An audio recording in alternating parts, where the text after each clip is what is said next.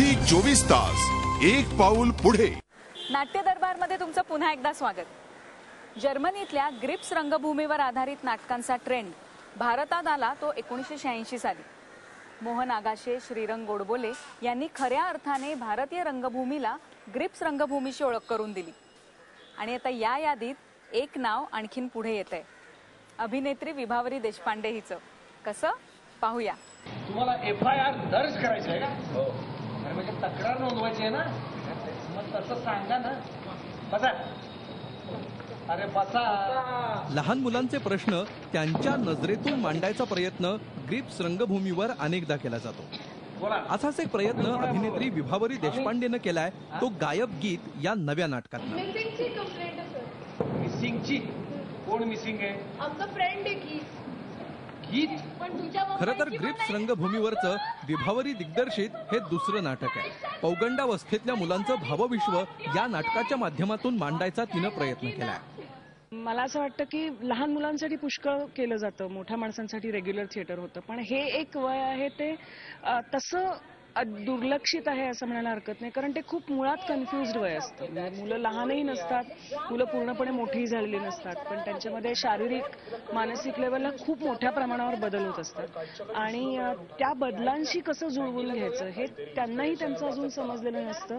त्याचबरोबर या अर्धवट वयातल्या मुलांशी कसं डील व्हायचं हे याबाबतीत अनेकदा आईवडीलही खूप कन्फ्युज्ड असतात की नक्की हा लहान आहे का मोठा, ही मुलगी आहे का आता स्त्री झाली आहे। या मग त्यामध्ये आई वडिलांशी पण मुलांचं नातं थोडंसं या वयात बदलतं। त्याचबरोबर समाजात आपलं स्थान काय आहे, आपण कोण आहोत किंवा आपण उद्या काय होणार आहोत, या सगळ्याविषयी एक बऱ्यापैकी गोंधळ या काळात साधारणपणे मुलांच्या मनात असतो। तर त्याविषयी बोललं जावं, त्याविषयीचं काहीतरी करावं असा आमच्या मनात खूप वर्ष विचार होता, खूप दिवस आम्ही असं ठरवत होतो। तर फायनली त्या एका प्रोसेसमधनं गायब गीत नावाचं नाटक निर्माण झालं। बरोबर काम करणं नेहमीच एनरिचिंग प्रोसेस असते, कारण ती इम्प्रोव्हायझेशन्स थ्रू आम्ही एकतर हे नाटक बिल्टअप केलं होतं आणि इम्प्रोव्हायझेशन्स करत असताना विभा आम्हाला दरवेळेस स्टेजवर मोकळं सोडते आणि मोकळं सोडल्यानंतर ती अनेक गोष्टी त्यातला हे कट करा, हे ठेवा असं करून सांगते। त्याच्यात ती खूप एनरिचिंग प्रोसेस वाटते। हे आमच्याकडे स्टोरी नव्हती, ती आम्हाला इम्प्रोव्हायझेशन्स देत होती, टॉपिक्स देत होते आणि त्याच्यावर आम्ही रोज वेगवेगळ्या ग्रुप्समध्ये करत होतो इम्प्रोव्हायझेशन्स। आणि आमचे जे इश्यूज होते 13 to 15 या एज ग्रुपमधले, ते आम्ही एकमेकांशी डिस्कस करायचो, बोलायचो, त्याच्यावर इम्प्रोव्हायझेशन्स करायचो। काही विथ म्युझिक असायचे, फक्त ॲक्शन्स असायचे, काही विथ वर्ड्स घेऊन असायचे। सो हा प्रोसेस हा इम्प्रोव्हायझेशन्स मधनं आलेला आहे। So that was very interesting आणि लर्निंग फॉर अस। या नाटकाची संहिता विभावरीनं लिहिली असली तरी ही संहिता पूर्ण झाली ती नाटक बसवताच। कशी ते ऐकूया। नॉर्मली एक नाटककार नाटक लिहून आणतो, मग दिग्दर्शक ते बसवतो। यापेक्षा खूप वेगळी प्रोसेस झाली, ज्यामध्ये आम्ही सगळ्यांनी मिळून काहीतरी एकत्र शोधण्याचा प्रयत्न केलाय।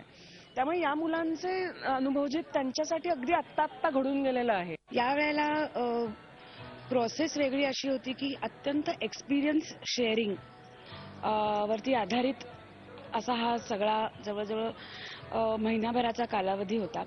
ह्याच्यामध्ये जवळजवळ 25 तरुण मुलं या संपूर्ण प्रोसेसमध्ये इन्व्हॉल्व्ड होती। विशेष म्हणजे या नाटकाच्या संगीताविषयी सुद्धा थोडंसं बोलावंसं वाटतं, कारण तरुणपणाच्या उंबरठ्यावर असलेल्या मुलांच्या जवळ जाणारं हे नाटक असल्यामुळं त्यांना आकर्षित करणारं असं संगीत या नाटकासाठी वापरण्यात आलंय। थोडासा एक वेगळ्या टाईपचं म्युझिक करण्याचा मी प्रयत्न केलाय। गाणी जी नेहमी ग्रिप्सची गाणी असतात, काही बाबा बाबा नको रे बाबा वगैरे ही गाणी लोकांना माहिती आहेत, त्याच्यापेक्षा थोडीशी वेगळी गाणी, थोडीशी त्या एज ग्रुपला अपील होती अशी थोडासा एक रॉक फॉर्म घेऊन, कारण हल्ली या एज ग्रुपची मुलं एमिनेम आणि गन्स एंड रोजेस आणि हे असलं म्युझिक ऐकत असतात, त्यामुळे त्या स्टाईलची गाणी करण्याचा मी प्रयत्न केला। आणि अर्थातच मी गाणी केली म्हणजे त्या माझ्या अख्ख्या टीमनी त्याला खूप मदत केली। बाबांनी मारलं मला, हो यार, मी त्यांना फक्त म्हणलं मला तर उद्यात ना मला काय करायचंय ते। आता लवकरच या नाटकाचा प्रयोग मुंबईतही होणार आहे, त्यामुळे काहीतरी वेगळं आणि दर्जेदार पाहायचं असेल तर गायब गीत हे नाटक पाहायला काहीच हरकत नाही। झी 24 ताससाठी कैलासपुरी, पुणे।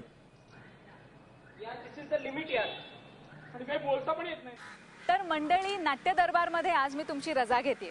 पण नाटकांच्या राज्यातला हा आगळा वेगळा दरबार पुन्हा भरणारच आहे पुढच्या रविवारी याच वेळी. त्यामुळे पाहायला विसरू नका नाट्य दरबार, फक्त झी 24 तासवर. बाय. झी 24 तास, एक पाऊल पुढे.